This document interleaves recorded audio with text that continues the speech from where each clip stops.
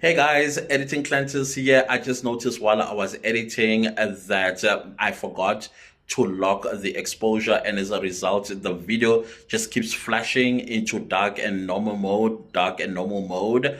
I am truly sorry about this, guys. When I got back, I was so exhausted, and I also fell asleep while I was editing the video. I was hoping that I was going to upload it by 7 a.m. this morning, but then again, I'm having Wi-Fi issues, and it's just a lot. So I apologize, you guys. Please do forgive me for this. I highly apologize. So let's get back to the video. Please enjoy. Hello everyone, my name is Clantis and welcome to the clan. So without further ado, let's get into this video. So before we go there, I just want to say, give this video a thumbs up because it helps the YouTube channel to get pushed by the YouTube algorithm. And secondly, I am so sorry guys that I am late because I was stuck on traffic. I was playing Uncle Lee role, and we are the heroes that never get sung. Anyways, there was an accident of some sort.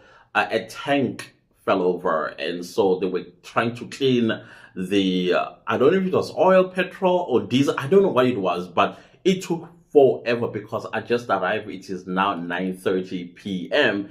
and actually it's now I think about 5 to 10 p.m. now. So I thought, okay, let me quickly do this video, and then of course it's going to drop tomorrow morning. Hopefully by 7:30 this video would be out. I'm not sure.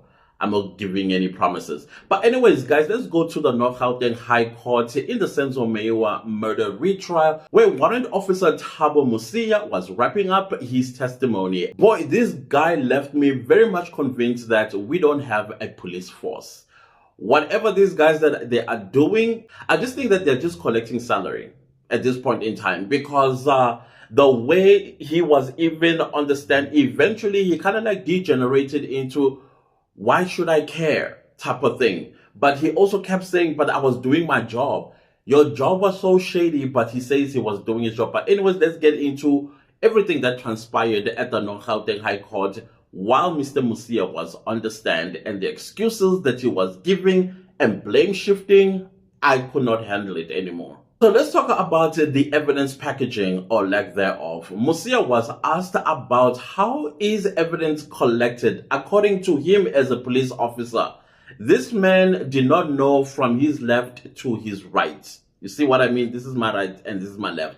But he could not tell which one is it. And then he goes on to say, hey, listen, I am the guy who responded to the crime scene. Remember, he responded to the crime scene at 12:15 midnight after he got called by the two first responders that there is a shooting crime scene that he needed to attend. And then I believe that he was going there. This is Mosia guy. He was going there as a officer on duty or duty officer, something of that nature.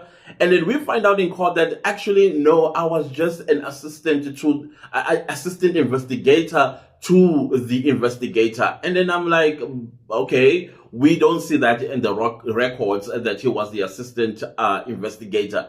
But we are not there. We are in the crime scene where he is picking and choosing what evidence that he needs to package and what evidence that he did not need to package. The one that blew my mind was the fact that when he says that when he arrived at the Kumalo house, he ruled out all the people that were present in that house when Senzo Meyiwa was shot and killed. He only focused on the tracks of the two intruders. And then my question was, did they also tell you that there was a sixth person by the name of Longetwana who ran away, did not call the police, and also did not come back? He's not also a suspect? I don't get that part by Mosia. But anyways, he continues to say, yeah, now he made sure that he took swabs because it was around the swabs. He took the swabs where he deemed fit needed to be taken, and then he packaged them, and then after packaging them, he took them to his office. But before we get to the office, he says that he needed to attend two other crime scenes that were called that he got called for. One, I think it was for business robbery, and the other one was arson. This is now around 20 to 3 2:45-ish in the morning of the 27th of October 2014. And then he attended that crime scene, and then he returned a bit later to the crime scene, the Senzo crime scene. This is where he says he searched, including the cupboard, the top of the cupboard where a bullet was suddenly found. Now we're going to be hearing with Colonel Mhlasho how that bullet came about. But anyways, we are not on her testimony yet because she is still basically rolling out her qualifications, and also the first time she got to the crime scene, what exactly did she do? But that is for another video. We are focusing on Musia. Musia says there was no bullet. Remember, in his testimony, there was no bullet on top of the cupboard behind any jars. Once again, I must be very honest. When I was listening and also watching Musia, okay, we couldn't see him, but listening to him, I picked up that he really doesn't care. This guy doesn't care about his job. Okay, not about his job, about the people of South Africa.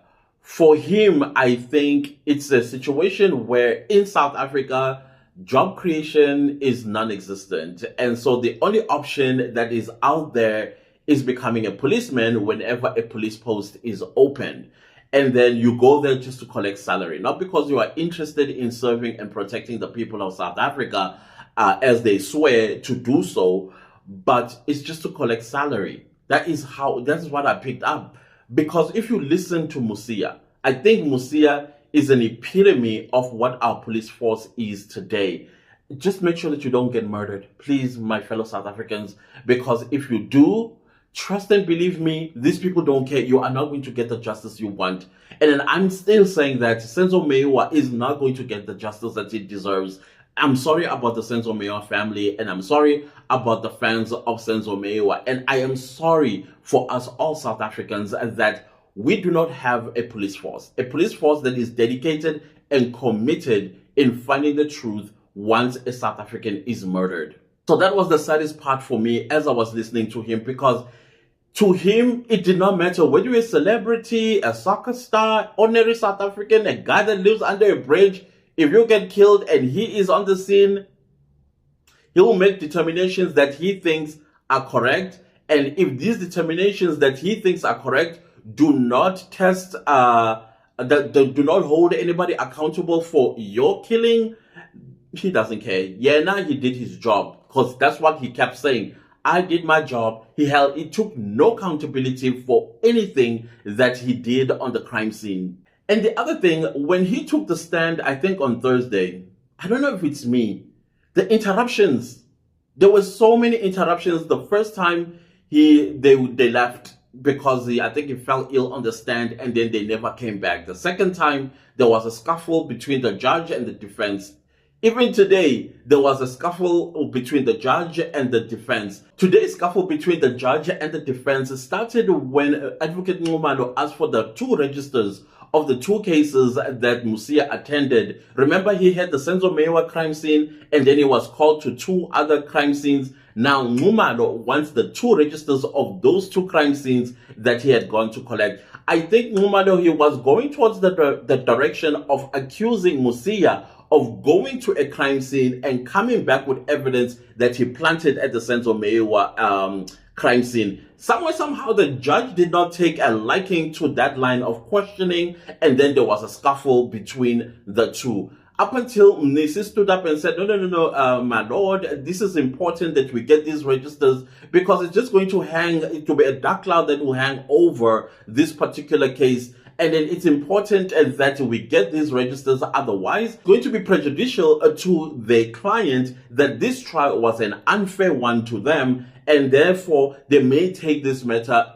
forward. And of course, the judge took offense to that and said he will never deny anybody a chance to be cross-examined or to take the stand or something of that nature. And then, of course, he then ruled at the end that Mr. Musia has to submit those two registers that the defense wanted. And then I think he evoked Section 165, meaning that because he no longer works for the police station, I think it Springs Police Station anymore, but somebody else now is in charge, that person who is in charge should now submit those two registers on behalf of Musia to the court. So with this scuffle between the defense and the judge, I saw some people basically saying Rata must fall, or a hashtag Rata must fall. And I was like, I don't think that's going to happen. Secondly, I don't think the judge is listening to any of our complaints or whatever we may feel about him, because remember, judges are not influenced by the noise that is happening outside. They need to focus on what they need to focus on. I don't think they even watch the television. I don't think they even look at social media. I don't think even their staff also look at the media to report back and say, hey, this is how the people feel. So I think we're just making noise into space for nothing. Then it came to the part of the DNA, and Musia was asked about why not take DNA from the people that were present in house, meaning blood samples, to see their sobriety at the time when Senzo Meyiwa was killed. He did not have an answer for that. Now, what I also picked up from Musia that showed that he absolutely didn't care is the excuses about his camera. Remember, he said his camera does not take clear pictures, and apparently pictures are indeed very scrambly. The second excuse that he gave was when he was on standby that particular day of the 26th of October 2014, and he said that he did not have his state phone on. As far as I know, police are given state phones, and those state phones must stay on at all times. If you are not found, if you are called maybe by, I don't know, whether it's your captain or whatever, to attend a crime scene, and then they can't get hold of you, that is actually a charge on the police. Correct me if I'm wrong, but I think when I heard Musia say he did not have his state phone, yet he was on standby, even if you are a police on standby, you need to have your cell phone on. And the question I asked myself, if you do not have this, the state phone, how did you know then there is a crime scene that you've been called to? Or maybe I misunderstood that as well. And then the other excuse that he gave was the fact that he was just an assistant investigator in this matter. And then this is when he started pointing fingers at other people. No accountability on his part. And then you ask yourself, then what were you doing at the Senzo Meyiwa murder crime scene? Oh, I forgot. To collect a salary. Let's go back to search. When they were searching for evidence. Musia, Mthethwa, and Mathebula. I would consider all three of them as the first respondents. Of course, Mathebula and Mthethwa were the first respondents. And then they called Musia. This is the crime scene manager who came with his equipment to take pictures of exhibits. And then when he takes the pictures of exhibits, then they will also call the forensics, and they will call all the other relevant departments to the crime scene. And then Musia comes, he takes pictures, put cones on where he believes these are exhibits, and then they search. Because that is also the argument was on Friday, was about search and diligence. So let's say they thoroughly searched, because Musia also said they thoroughly searched. They searched on top of the kitchen cupboard, behind those glass jars. They found nothing. Right? They found nothing. Now tell me, how did the bullet projectile end up on top of the kitchen cupboard, behind the glass jars, and no jar broke, by the way? I'm not quite sure if that bullet just jumped or it ricocheted and just fell on behind the glass jar. There should have at least been a dent of some sort on one of the jars, but hey, I'm not a police and I'm not a bullet. Now, the question that I am asking is, so he had 3 crime scenes that particular night. He attended the Senzo Meyiwa crime scene, and then he went and attended the 2 other crime scenes. Now, suppose he did not plant any evidence.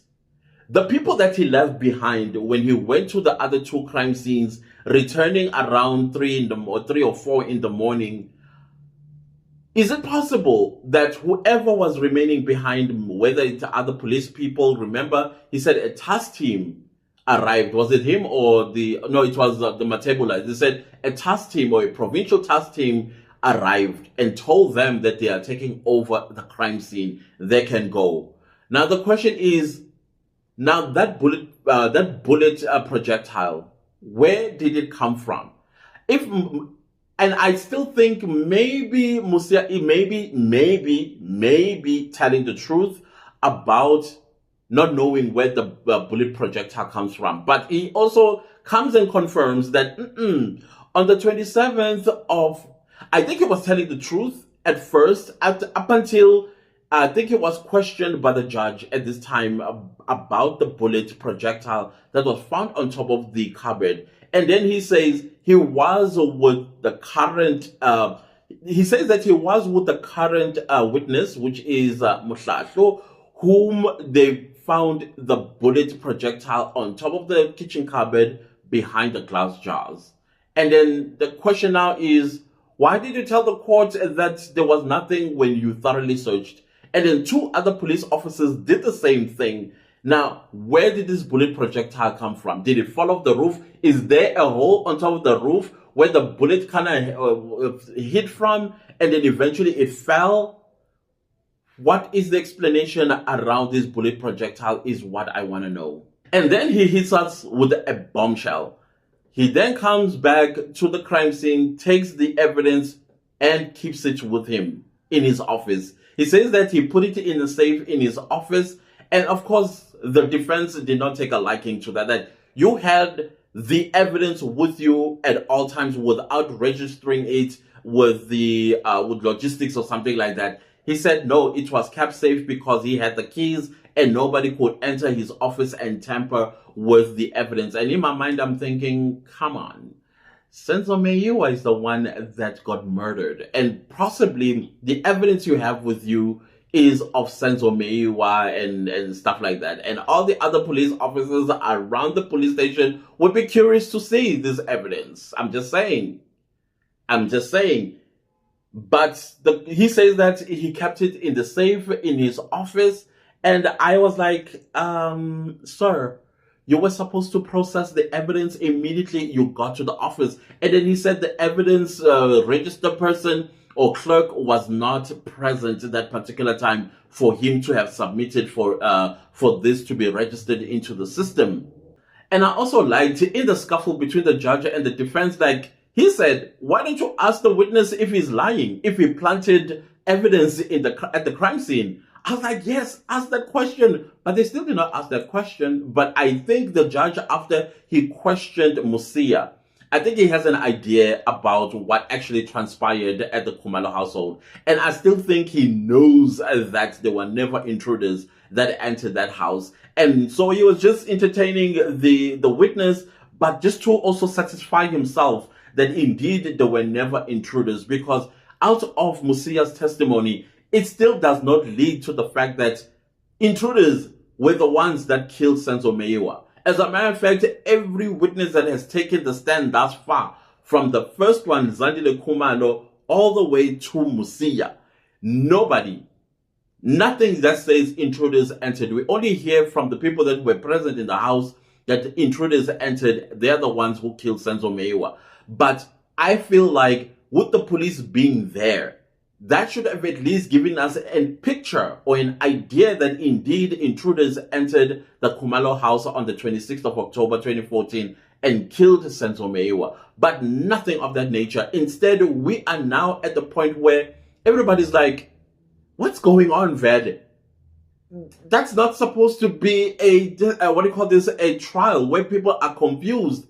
There's supposed to be by now a picture. I am hoping that this Muhlahlo person, which I don't think she will, is going to draw us a clearer picture, because I think she was coming all right with why these pictures have expanded to 130 or 129 or whatever the case, or however number of pictures she took. And then on top of that, apparently Musia's pictures are not even clear. So maybe that means he was telling the truth about his camera, unless, because we live in a digital world, you can take these pictures to get them scrambled or photoshopped, and then you bring scrambled looking type of picture or highly pixelated pictures that you cannot exactly see what this is.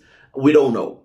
Because at this point in time, I think we are justified in thinking that evidence was planted at the Senzo Meyiwa crime scene or murder scene. I even heard some people calling the current witness the gardener. And I think if I'm rubbing my two IQs together, they say she's the one who planted evidence, allegedly. And I don't think we are going to hear the truth from this witness either. I think this entire, I think the testimony of Musia has gotten me more confused than I've ever been, but more convinced than I've ever been that the people that knows who killed Senzo Meyiwa are the 6 people that were with Senzo Meyiwa on the 26th of October 2014.